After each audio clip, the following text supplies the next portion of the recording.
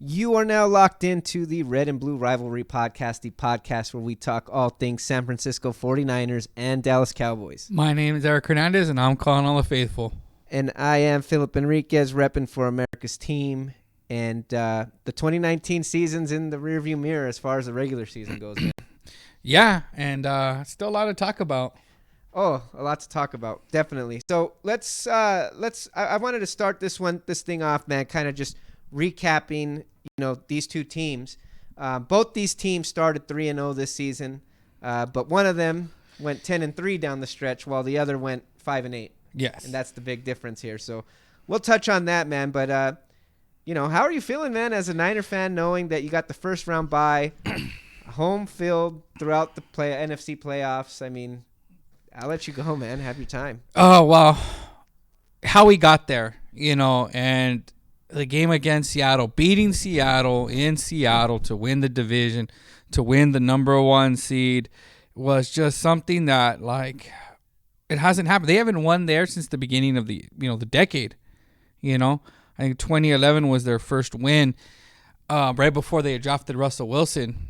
So, it'd been a place of horrors for us, and I felt we had the better team going in, but you never know when you have a guy like Russell Wilson and Pete Carroll. They find a way to win these close games.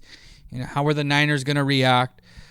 And, I mean, at the beginning of the game, it was like we were on fire. We shut them down over and over and over again. That first half of the game, they didn't score anything. We were able to completely shut Russell Wilson down. Beast mode was a non-factor. They tried to use him on 4th and 1. Nick Bosa stuffed that noise. And then after a shaky start, the offense started going. Kittle, the difference in the game and the offense is having George Kittle in there. We didn't have him the last time we played Seattle. And yeah, you can tell the difference on offense for sure. Yeah, so to be able to have him back, the run plays, he kind of got, he got one on Bobby Wagner, being able to use him in the run game. Deebo Samuel is becoming our number one outside threat this year. This is, it's him and Kittle and Emmanuel Sanders, Yeah. So it felt like Shanahan had been waiting to call this game plan. It felt like Shanahan just knew what he wanted to do, and they executed. They started a little bit slow. You want to see touchdowns. They got 3 points. But from then on, it felt like they could move the ball at will against Pete Carroll in Seattle. And then in the second half, you knew the issue was leaving, Seattle kind of around. You didn't want them to have enough time, but they felt like they were hanging around. We didn't put enough points to put them away. And Seattle did what Seattle does in the second half. They made drives. They converted. Russell Wilson was just buying enough time to hit receivers. And the great thing was that the offense never, ever, allowed that to be an issue. They stayed strong the whole game, Yeah, no, without a doubt, man. I think you this was a season to be proud of, going 13-3. What a big improvement. What a big leap. They more than tripled their win total from last year. Exactly. I think Shanahan shown that, he's definitely an excellent play caller. I think I was talking about it earlier, how, I think he's protecting some of the inefficiencies on the line. I think there's problems there talent-wise, but he's able to mask that. So, I would say this, man. Going into the playoffs, without a doubt, you're in Santa Clara. I don't see another team going in there and beating them. Maybe Seattle, just because of the rivalry and playing you guys for a third time, and just knowing them knowing you guys as well as they do would scare me a little bit. But yeah. Outside of that, I don't see very much competition. Yeah, the bye was necessary. I think we both said it would. Could they have won a game? Could they have gone on the road and beat the Eagles? Yeah. I think it's possible. But to have to go and beat New Orleans, to beat Green Bay, as bad as Green Bay is, beating them in Lambeau is no easy task in the winter. But, you look at Garoppolo, how efficient he was in the game against Seattle. He only missed, I think, 4 throws. He missed none in the second half, 285 yards. So, he was slinging it. And you look at what that means for this team and being able to get a bye hosting. And it also means that the team that is probably the biggest threat to the Niners would be the Saints. And now in order for them to get to the NFC Championship, they have to go through Green Bay in Lambeau in the winter with that dome team. They haven't shown they can handle that. I want to see, we talk about what the Niners have proven. Let's see New Orleans take their offense and their defense on the road to freaking Lambeau, negative 12-degree wind chill, and beat Green Bay, But for the Niners, I mean, you look at this season and, like we talked about, I thought they could win 10 games. I thought that in a grand scheme that Seattle, the Rams would be what Seattle is. I thought, the Seattle was going to take a step back. I thought the Rams were going to stay strong. Apparently, I had that flipped. But for them to go 8-0 and to beat up on the teams they were supposed to beat up on, they had an easy schedule. I mean, the first half was not hard.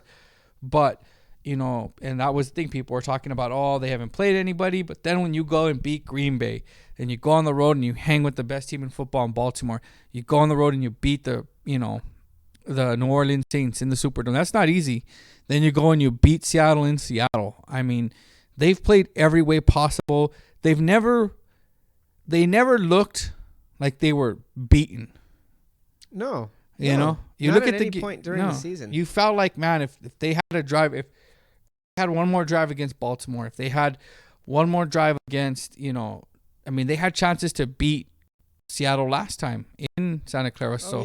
So, this felt great, and now I look at the playoffs. I get a week off. I can, my blood pressure can go back down to normal. Yeah. Because that game was intense. And that Dre Greenlaw stand, I thought it was over. Because it was similar to the game. That pass was similar to the one the Falcons beat him with. The difference is Jacob Hollister isn't Julio Jones. Julio Jones caught that same one and fell back into the end zone. Right. Dre Greenlaw was not about to let that guy do that to him. And, we could talk about Pete Carroll going Pete Carroll, just full idiot. Pete Carroll, just like beast mode. How stupid you have to be? You blew it twice. Yeah. You just I'm going to put you in. Why? Just go in there. And they're celebrating, throwing out stuff. Doing everything else but concentrating on putting that ball into the end zone. I think they said it was 10 seconds left on the play clock when they barely huddled up. Yes. That's crazy. It's like, and nobody was saying anything. That's nobody on that whole team seemed aware of that. No. That was what really just blew my mind, man. Yeah, that was nuts. Yeah, it blew my mind, man. So, look, the 49ers, we're going to have plenty to talk about with them in another couple of weeks here next week. Yeah. They got an upcoming game. They'll take on the lowest seed. Which would probably either be Minnesota, which I don't think they're beating New Orleans, but stranger things have happened. Yeah. More likely they're going to play the winner of the Seahawks Philly game. Yeah, we'll have to come to Santa Clara. And that's going to be great because this is when Kyle Shanahan and John Lynch took over, this is one of the worst rosters in pro football. They were. There was a lot of negativity in this organization. They had the bitterness of losing Jim Harbaugh, of the ownership and management forcing Jim Harbaugh out, and just the lack of talent, the lack of coaching. This was a dead in the water franchise. And you think it only took 3 years for them to become what Kyle Shanahan and John Lynch envisioned. Has it been perfect? No. Has there been bumps in the road? Yes. Have they had missteps? Of course. But at the end of the day, you look at this team and you feel comfortable as long as they're healthy and Jimmy's upright and Kittle's upright and Bosa's upright, that this is a team that can compete day in and day out moving forward. And it just started with the change. It started with Kyle Shanahan and John Lynch locking arms and having a vision. And for the first time in a decade, the Dallas Cowboys are more than likely going to have a change and a new vision. Are you sure? I would hope so. You would know more than I do. So, they went in there, the Dallas Cowboys, they routed the Redskins. I think they beat them 107,000 to 4. Yeah, something like that. It was ridiculous. 47-16. Yeah, around there. And they put on one of their best performances. Unfortunately, so did Philly against the Giants, which would give Philly the division. It was 17-17, what? 2 minutes left in the third? Yeah, and then the wheels fell off. Gave me a little hope for a second. Being honest, there was a flicker of hope. Oh, yeah. But do you think, side note, I know we're going to get into this, but just a quick side note. Do you think that if they would have put Eli Manning in that game instead of Daniel Jones, yes, they would have won? That's kind of what I was hoping for. Yeah. Because the New York Giants Stadium, they would have rocked it for Eli to come out there for the fourth quarter and just win, got there, win. And he would have thrown it up. He wouldn't have cared. Yeah, and let the chips fall where they may, He would have taken advantage. Yeah, but, for sure. Too little, too late, but, all reports are that, the whole coaching staff's going to be out. I think Jason Garrett's contract is up, I believe, the 14th of January. I think it is the 14th. Yeah. And so, there's a lot of things going on. So, I mean, not just this game, but this season. I mean, I think that most people, when they looked at our records, would have flipped the teams. Yeah, I mean, if you would have told me one's got to be 13-3, Yeah, one's 8-8, where do you fit them? Yeah. I would have flipped this around. Yeah. I mean, just telling you, that's how I saw it. Yeah. I was shocked, man. Like I said, both teams started 3-0. We started out with 3 wins over 3 bad teams, but I mean, we handled them the way you should. The way you should You're beat a bad team. expected to beat bad teams by whipping them 25 points, and we did that. We beat New York Giants at Washington and then Miami. But the thing is, the inconsistency with this team's inability to play complementary football, because when one side of the ball is playing well, the other side wasn't. Losing to New Orleans, then Green Bay, that's understandable. Those are 2 playoff teams. But then you lose 24-22 to the New York Jets with Sam Darnold coming off a mono. And look, the Jets didn't really at the end of the season, they went 7-9, so they weren't a horrible team. No. I'm not you know what? As the season went on, that loss started to look better and better. Not like that it was a good thing, but just not as bad as it once did. I think, to me, the loss where I lost confidence was the 31-24 loss to the Chicago Bears. Because when Mitchell Trubisky is beating down your defense, that's not a good sign. No. It's not a good sign. It was all over when I seen Mitchell Trubisky just have his way with the Cowboys defense. I knew there's no way. Whether you want to be up and down and say, hey, the Cowboys, they can beat anybody on any given Sunday. They have the talent. Yeah, they do, but they don't have the heart when Mitchell Trubisky is doing that to you. Yeah. And that's it. That's when I really lost confidence. And then I think the game that the nail in the coffin was the week before, the 17-9 loss at Philadelphia. That was, all the chips were on the line. The Cowboys still controlled their playoff destiny. For all the ups, all the downs, for that Jets loss, for that Minnesota Vikings loss, the close one against New Orleans, the loss in the rain against New England. I mean, you can go all around the schedule, but it all meant nothing, because everything, wins and losses, inconsistencies, all just went to that game versus the Philadelphia Eagles, and the Cowboys laid an egg, man. Yeah. Cowboys laid an egg, and so, finishing the season strong is great in a sense, but it really got us nothing.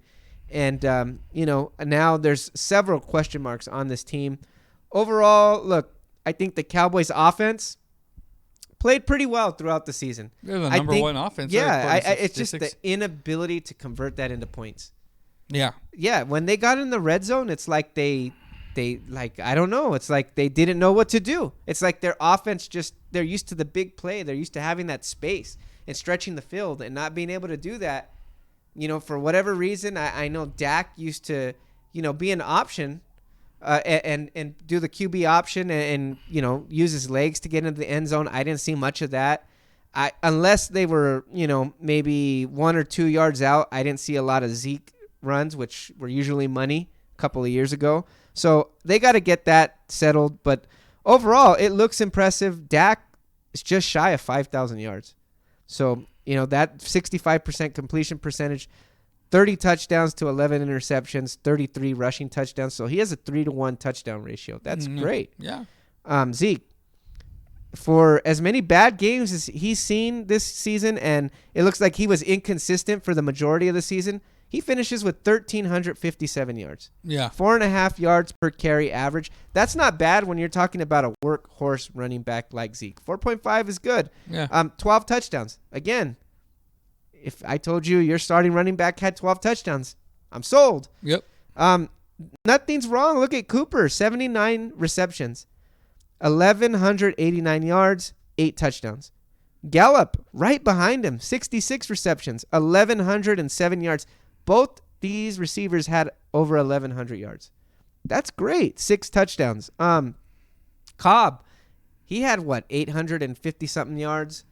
I mean, there was no shortage of weapons, and there was no shortage of production on yards. Yeah. For this Cowboys offense. The sad part is, on defense, I think a lot of players really fell short of expectations that we had in the beginning of the season. LVE. So it's finally coming out. There's a bit of spinal stenosis there. That That's the rumor. Yeah. That is what ended Michael Irvin's career. Yeah. Same thing. Now, I don't know how bad. I don't know where it's located. I know that it really does depend on where it's located and the severity of it. But that's a big step back in the linebacking core. Jalen Smith, I don't know what was up with that guy this year. I mean, he just seems so unaware of the field around him throughout the season. Another step back. Tank Lawrence got paid. He didn't have a sack, I think, the second half of the season. Yeah, he was. And again, I think shoulder. I think they said his shoulder was hurt more than. But again, it's just the production wasn't there that we were expecting. The only player on defense that I can brag about is Robert Quinn. 11.5 sacks in just 14 games. He missed the first 2 games and finishes the game with 11.5 sacks. I mean, the season with 11.5 sacks and multiple pressures. I mean, he was always putting pressure consistently. That is something that, as a Cowboys fan, you can't brag much about, consistency in 2019. And Quinn was consistent, bringing pressure off the edge. So that's how I sum up the Cowboys season. 12 major players, if not starters, are free agents. Dak, Cobb, Cooper, Witten, Malik Collins, Robert Quinn, Sean Lee, Anthony Brown, Byron Jones, the long snapper, Ladisor, who's been there since I can remember, the kicker they just brought in, Forbath, Michael Bennett, and the fullback. So there is going to be some changes to that roster. There's going to be changes. But the biggest change that everybody's talking about is the coach. Yeah. So, look, as a non-Cowboys fan, if you were the GM of this team, if you were Jerry Jones, if you were in Jerry Jones's office, I mean, where are you trying to push him in the direction of the coaching search? I think that this team needs a culture change and an identity, similar to what Cleveland needs, where it's not so much, it goes beyond X's and O's because there's enough talent to where most systems will produce, but you need someone to kind of to give them something. They've had talent and they've succeeded, but it's never been consistent. And to me, that's leadership. Yeah. I agree. Talent allows you to do certain things, allows you to win certain games, it allows you to show flashes. But leadership and being able to kind of hold a team together, that's what you want. You're looking for a guy who can kind of sit back and mold them and hold them accountable and kind of know how to work with Jerry Jones to where he can get the most. I mean, we go to the stories of what John Gruden had to deal with Al Davis and similar things where he was like, I have to instill this because I have these talented players, but I got to also keep this guy happy. So he knew how to navigate those waters. Yeah. That's not easily done. No. So I would look for somebody. I mean, there's coaches out there. You're looking at Matt Rule. You're looking at, certain guys who can kind of know Ron Rivera's already linked up with the Redskins. Looks like that's almost a done deal. But somebody who you felt confident can kind of hold this team accountable and still toughness. This team is built to be tough. This team is built to run the ball. You get Zeke in shape, game in and game out. They're use play action, and when you get down to the red zone, you use Dak's ability to kind of convert and score with his legs. And right now, that's what they're missing. Yeah, I agree. And you're going to hear some of the names that you've seen on NFL Network, ESPN.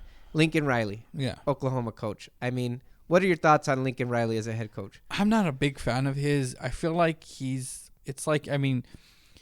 would he be great on a team that needed that, like was maybe bereft of talent and needed a scheme? Yeah, I mean, I think he's like a rich man's version of Kingsbury.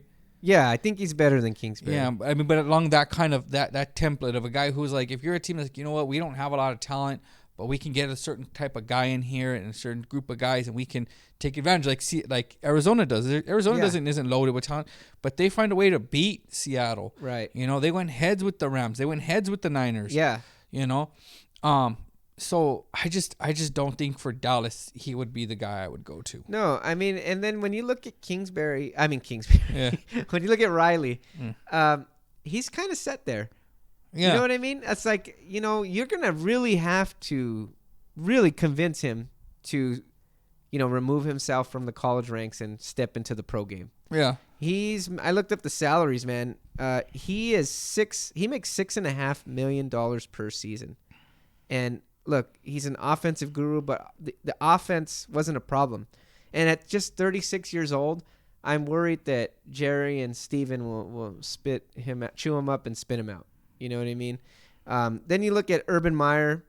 And Urban Meyer, man, I mean, he has a long and impressive resume, right? I mean, the Florida days. Championships wherever he's gone. Yeah, wherever he's gone. He would be, if I had my jersey, he would be somebody I think would be a good fit for you guys because he does kind of represent that culture. I don't know if he's a long-term. I don't know what his goals are. I don't know if his thing can translate into the pro ranks. But if it could, I mean, it would be helpful for them. Yeah, right. And, again, this guy, like you said, he's an older coach. He's like in his 50s, right? Yeah. Mid-50s or something like that. He's been the head of major college programs. He'd have no problem in the spotlight of Dallas on the pro level. So I'm confident in that. I like that hire. But the one that we were talking about a little bit before this was the one that I think would be the best hire that nobody's talking about. Is Shaw out of Stanford. Yeah. I mean, to me, that's a perfect fit for the Cowboys.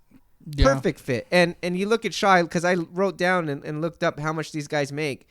He's only making a little over $4 million a season. So that's something that Jerry can definitely, he can get him a pay raise, man. He can, if he's not married to Stanford, I think this is the guy you should make a run at. He's 86-34. That's a good record. Yeah. I watch a lot of Pac-12. I mean, he really didn't skip a beat after Harbaugh. No. Yeah, I mean, he replaced Harbaugh. I think he made a few bowl games. I mean, again, look like what he was doing. They're always competitive. Right, they're always competitive. And I was even saying earlier, look at what he did with the guy like McCaffrey there. Yeah. He knew how to get the ball in the guy's hands. Mm-hmm. Even if they didn't feed him 25 carries a game, they were constantly feeding him on screens, pitches. They just got the ball in his hands. And that's what you need when you got a player like Ezekiel Elliott. Get the ball in his hands. Shaw, he's also, age-wise in the middle of Kingsbury's. I mean, Kingsbury. I always say Kingsbury. Yeah. we Lincoln Riley. These guys. Riley. He's in his 30s. Yeah. Urban Meyer's in his 50s. Shaw's got to be, in his late 40s? Yeah, right? he's probably around there. To me, it just makes too much sense. I like the idea because the guy I thought for you guys was always going to be Jim Harbaugh, but if you want a less crazy Jim Harbaugh, right? You go Davis because he will. The guy that might try to get along with Jerry and Jones, Steven? Yeah. I mean, you go him because I think when you look at what he can do, is he can instill that running game. He can take you back to that running power game. He could take advantage of Dak's athleticism. He can install that culture of we are going to line up and punch you in the mouth. Right. And whereas, you look at Lincoln Riley and that offense, you're just like, I don't know. I feel like you can punch that offense in the mouth.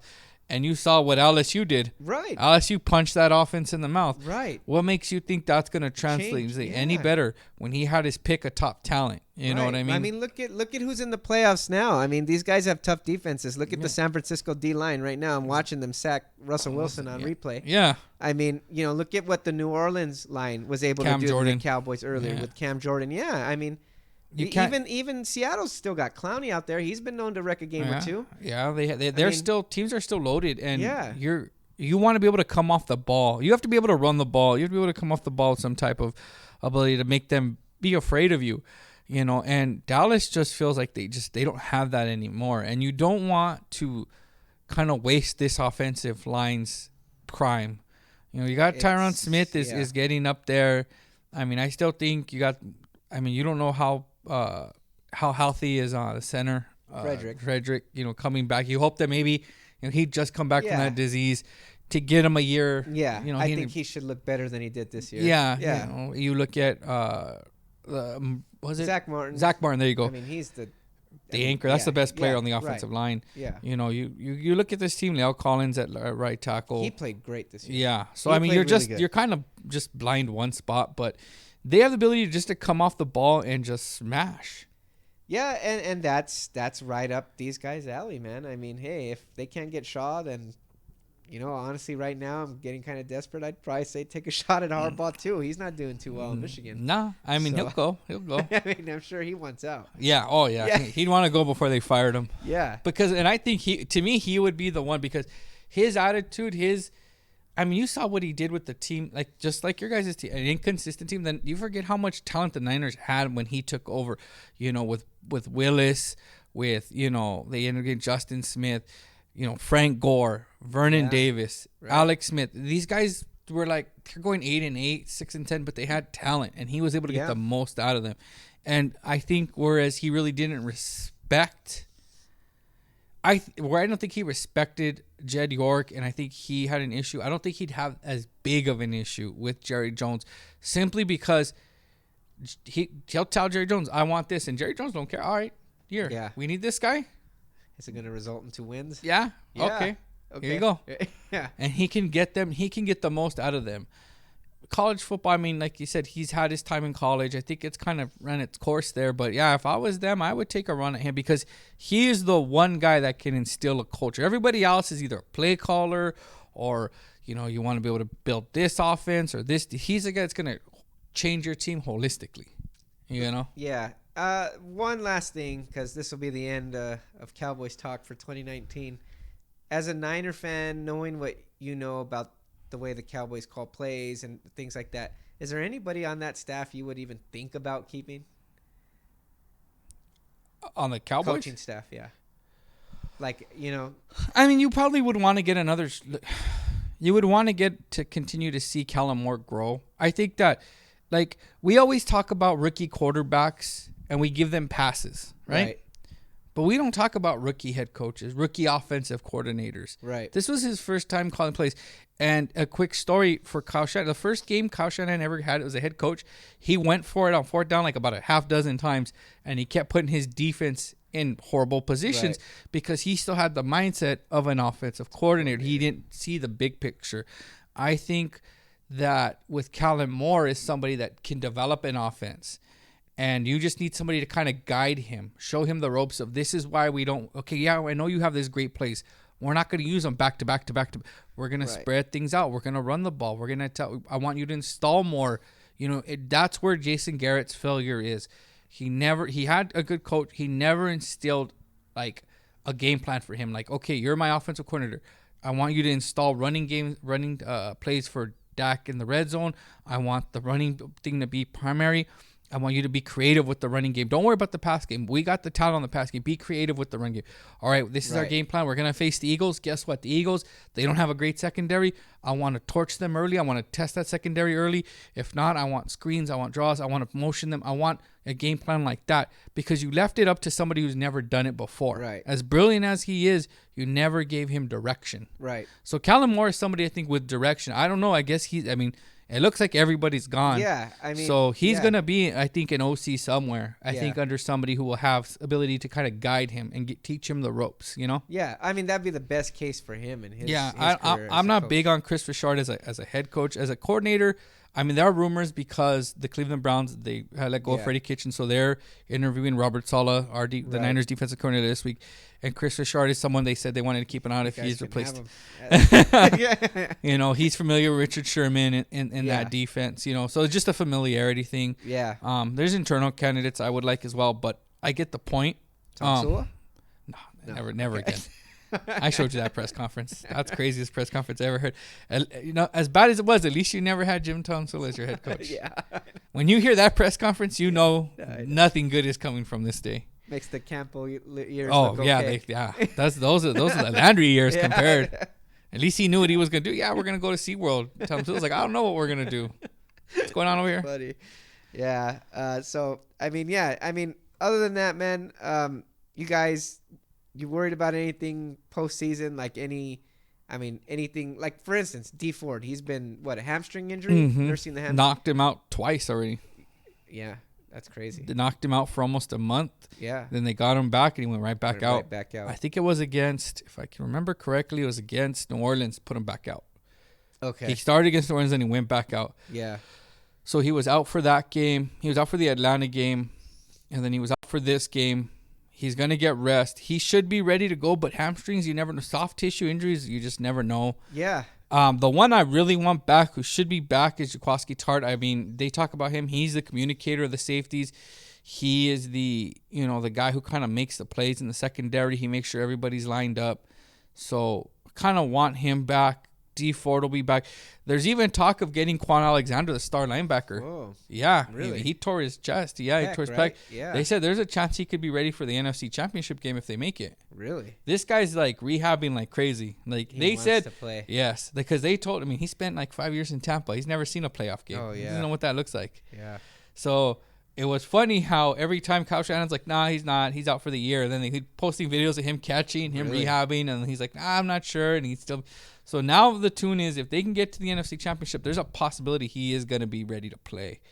To have him back would be so great, because we lost him on Halloween. And I look at the game against Baltimore as the game really could have used him, because he is a great coverage linebacker. And Yeah. what do you stop with Baltimore? Those tight ends. Right Down the middle. Yeah. And when you have, Fred Warner's great, but when you have a guy who's built to do that, it makes it so much easier to Yeah. stop a Mark That's his Andrews and a specialty. Goddard. Yeah. Yeah, exactly. So looking at hopefully having them back, it's going to be a great playoff game. It'll be the first game in playoff game in Levi Stadium. I believe it's the 11th. I think it's the early game that day. I'm excited. I get a week off. They get a week off, and we just get ready for that playoff game, and hopefully more to come. Yeah. So I think that just about wraps it up for at least the Cowboys in 2019 and at least the regular season. I'm sure there'll be some news before it's all said and done, Yeah. especially in And, the next 24 to 48 hours. that's what it says on my ticker right here on the NFL Network. But we will catch you on the next one, guys. Peace out. Thanks.